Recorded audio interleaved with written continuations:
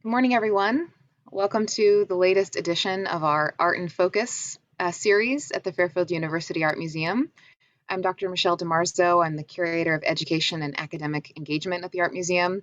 If you have never come to one of our in-person Art in Focus events, these are originally designed to be very small, intimate conversations that happen in the museum with a group of us seated around a single object to give us a chance to really look closely and linger over one work of art for 20 or 30 minutes. Obviously, in the virtual environment, this takes a slightly different form, but if you have questions that you'd like to discuss about the object that we're speaking about, please feel free to enter them into the chat and I will answer them insofar as I am able. So you see on screen today's object, which is Jean-Joseph Benjamin Constance, a Jew of Tangier from the 19th century, a lithograph that was a gift to the museum from the printmaker James Reed. And he's also behind me. If you're looking at the little thumbnail, he is here in the flesh in the museum office. If you've watched some of our virtual Art in Focus events before, you'll notice that I am not in the same setting that I have been previously. That is because even though the museum is currently only open to the Fairfield University community, we are actually very busy today. We have a studio art class who is both drawing in our gallery and also using our classroom, which is normally the environment that I would be using. So I'm here in our museum office and I have our art object behind me, giving you a little bit of a sense of scale. So you'll have his eyes sort of boring into you from two locations, both on the PowerPoint that's being shared on the screen and also in the physical version behind you. So I think anyone looking at this might have a good sense of why I would be interested in choosing this particular object to be the focus of an Art in Focus session. And that is that he just so wonderfully encounters the viewer and sort of pulls you in with that extraordinary gaze. You can easily spend 10 or 15 minutes just looking at him. And because he is effectively at a life-size scale, the actual object, it really does feel like you have walked up to the representation of another human being that you can engage with.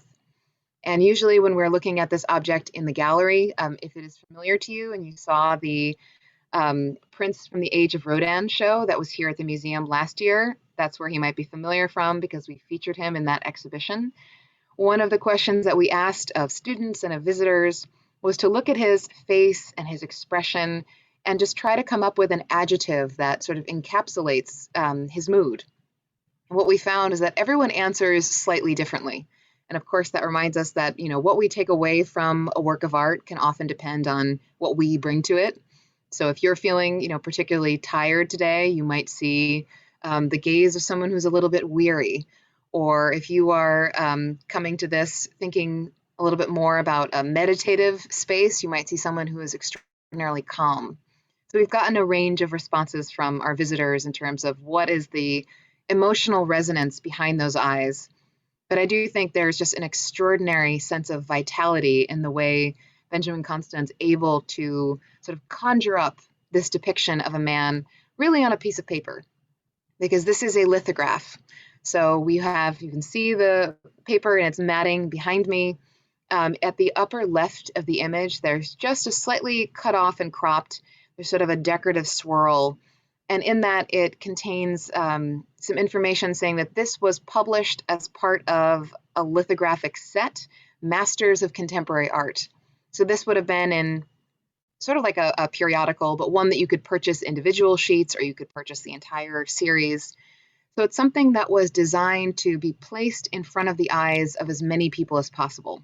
So we can imagine in 19th century France, this being something that people would see in large numbers. It's not designed for an example, it's not designed for an elite audience. It's designed for anyone who had, the few francs to pick up one of these lithographs at a print shop, hundreds of which were dotting late 19th century Paris. So an object that would be readily accessible to people and desirable to them as well. Desirable in terms of what is the subject of this lithograph. You see the title down at the very bottom. You might be able to make out in sort of scrolling script. It has the last name of the artist, and underneath it, in French, it has the title. And in English, that is A Jew of Tangier. So Tangier is in Morocco, so North Africa. And to an audience of 19th century French individuals, that immediately would conjure up an aura of exoticism the far away, the wondrous, the spectacular. And they had an extraordinary passion for seeing representations of the people who lived in those foreign lands. So it immediately makes sense. Why would an artist, a French artist in the 19th century, why create a lithograph of this Jew of Tangier? Well, because the public back home would eagerly purchase that, would be interested in consuming it as an art object. And it is helpful to remind ourselves that it's an art object. I think one of the most successful elements of this lithograph is because it is so naturalistic, because his eyes, his gaze really seems so alive. It can be very easy to remember that we're not, easy to forget, I should say, that we're not looking at a photograph. We're looking at an art object, and art objects are always constructions. They are always creations. So if we look at a couple of close-up details of this object, just to give us a little bit of a better sense of, I was going to say what we're looking at, but really we can call it who we're looking at. This man who's posed very frontally to the surface, the picture plane, we can say. He has underneath his skull cap, he has long tendrils of hair coming down the sides of his face. He has this wonderfully full mustache and beard. And you really get a sense of the extraordinary level of care and detail the artist has taken to reproduce every wrinkle and crag on his face. And underneath his shoulders are just sort of vaguely sketched in, right? There's a contour line for his shoulders. There's a little bit of an indication of the opening of what might be a robe in the center of the composition underneath his beard. But there's not an extraordinary amount of detail given to the clothing, which returns our emphasis, which really returns our emphasis to his face. So it's clear that's the thing the artist wants us to focus on. But once we start looking closely at this, knowing that it's a lithograph, if you're not familiar with lithography, it was a form of printmaking that was among the most widespread in the 19th century, not only in France, but also in other European countries. And it was created by drawing with a greasy form of ink on a block of stone, which is where it got its name from. So this is a lithography stone that we have as part of our teaching collection. I like to show it around and ask people how heavy they think it might be. I mean, this is a very small lith stone. We actually bought this off eBay, and it weighs a good 10 pounds. It is actually probably a little bit more than 10 pounds. It is by no means light. If you can imagine then the size of the lithographic stone that would have been needed to make the object sitting behind me, that thing would have been extraordinarily large. But lithographs were really useful because they effectively allowed the artist to capture their drawing on the surface of the stone itself. And that was different than, for example, an engraving or an etching or a woodcut, which usually required a transfer of the drawing to the printing surface. So with the advent of lithography becomes this extraordinary freedom for artists to capture their ideas flowing directly from the pen, from the crayon, as they were referred to, directly onto the surface that will be printed. And if we look closely at the face of the man in this depiction, we can see a lot of evidence of that crayon-like effect of the lithographic crayon. So you see these very thick, sort of chunky lines that are making up the cross-hatching of the background, for example, behind him. You can trace with your eye sort of very sinuous lines that are sketching out the individual tendrils of hair. You can also see on his forehead where it's been rubbed, sort of like with if you've played with charcoal, rubbed in to create the shadows that frame the central highlight that's striking the center of his forehead.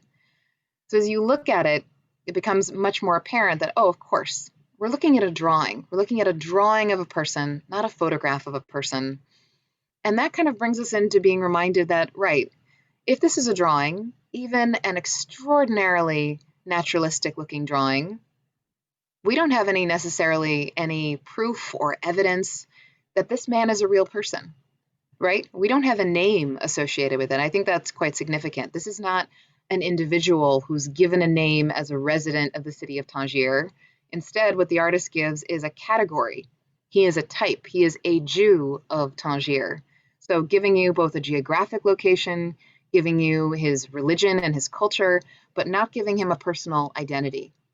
So that is to say, Is this a real person, a Jewish man from the city of Tangier who posed for Benjamin Constant? That is entirely possible because we know the artist traveled to North Africa. Could he also be something of an invention in his Parisian studio, drawing on what he knew of actual Jewish people living in Morocco, but maybe using someone who's living in Paris as a model? That's also possible. We can't absolutely know what the circumstances were under which he creates this particular lithograph. What we know when we come back to it, he wants us to believe that this is a kind of document, that this is what a Jewish man of Tangier looks like. He wants us to believe him. And he does it so well that I think it's fairly easy to believe him. And I also think that the framing of this is very interesting. Going back to, again, he's giving us a type of person. Think about what's not in this image. So we already said we have a very naturalistic depiction of him from the top of his head with his skull cap down to his beard. And then everything else beyond that is just sort of a bare indication. And there's nothing in the background. There's a little bit of shading thanks to the cross-hatching, but we don't get a sense of setting, for example. We don't have any props. We don't have the full body of this man. And something that a student said when this was on view in the gallery, they said, oh, it's kind of like an ID photo, And that is exactly how you would go to pose for a passport photograph, right? Sort of from here up, shoulders square to the camera. And it adds to that sort of sense of maybe an evidentiary nature that the artist wants us to believe is realism. He wants us to believe that it is full accuracy, even though, as we said, this is still something that he drew on a big lithographic stone. It was printed multiple times and available for Parisians of relatively, I wouldn't say all socioeconomic levels, but a broad swath of socioeconomic levels would have been able to purchase a copy of this Jew of Tangier print. So when we have this, I'm going to go forward again. When we have this, an object like this, which I mentioned, conjures up adjectives for 19th century French public, things that are exotic, things that are foreign. And I said that they had a huge passion for things like this. And that was something that was common in many European countries of the time. They were interested in things beyond their own borders. And of course, this being in the 19th century, it's also tied up with the whole host of attitudes that white European nations had toward places that were not like them. So cultures that were not white, cultures that did not practice Christianity in some form. And the word that we in art history use to sum up that set of attitudes that were held by Europeans at that time toward the people they considered foreign and exotic, we use the word Orientalism. So you may have encountered that word in some fashion before. But again, it sort of describes the sort of set of attitudes. So a certain sense, perhaps, that the European culture was always superior. So although a culture outside that, in North Africa, the Middle East, or beyond, that although it could be of interest and curious and exotic, it was never going to touch the pinnacle that was white European Christian civilization. Rather, it was a novelty, something to sort of pass the time and be amusing on account of its difference. That does not necessarily imply, and some people assume that Orientalism, does it always have a pejorative sense? Does it always imply some sort of an insult to the culture under display? And the answer is kind of tricky and complicated, because I think if you only had the example of this particular lithograph, you would say like there's an extraordinary amount of dignity in the way that this man is represented. I mean, he is certainly self-possessed. There is nothing shy or humble about the way that he's engaging with us in his gaze. And yet, going back to that description that I gave of how do we define this word Orientalism, it's just a reminder that artists and the culture of Europeans at the time, they just consider themselves to be above. So that was the position from which they looked at all others. So it's good to keep that in the back of your mind, even if this particular object doesn't seem overtly to be that kind of a representation. It fits into this larger trend that was very common in 19th century European art and particularly in 19th century French art. And it's also good to remind those of us who are less familiar with 19th century French history, a lot of you might not be, that this is a time when France, like many other European countries, is eagerly trying to expand its colonial base in Africa and in the Middle East. So they are trying to sort of expand their footprint of control. That means they're coming into contact a lot more with cultures of North Africa and beyond. And they're carrying information about it, visual and textual. They're carrying it back to Europe, and they're slotting it in with what they have already known. So in that sense, this lithograph makes perfect sense in the time and place that it was created. And like all art objects, you can enjoy it on just that initial aesthetic level of this extraordinarily naturalistic depiction of this man. And you can think about it in terms of the context, out of the culture, the time that produced it, and what it might have meant in that greater sense. The other thing that might be less widely known is that, Orientalism often comes up for art historians. It's a term that we use a lot, but it really describes something even beyond just visual art. So it is there in other forms of cultural production, and it's also beyond Europe. So I am a huge fan of Mark Twain's writings, and I'm a particular fan of the book he published in 1869. It's called The Innocence Abroad. And it was his travel notes from a trip that he and a group of other Americans took in 1867.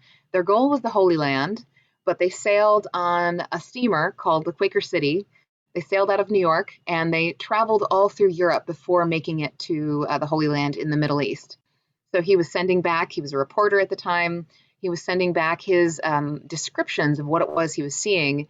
And this is 1867. So he's among the first Americans post-Civil War who are exploring Europe. And they have, comparing what they have heard about and they have only read about and comparing it with a lived experience.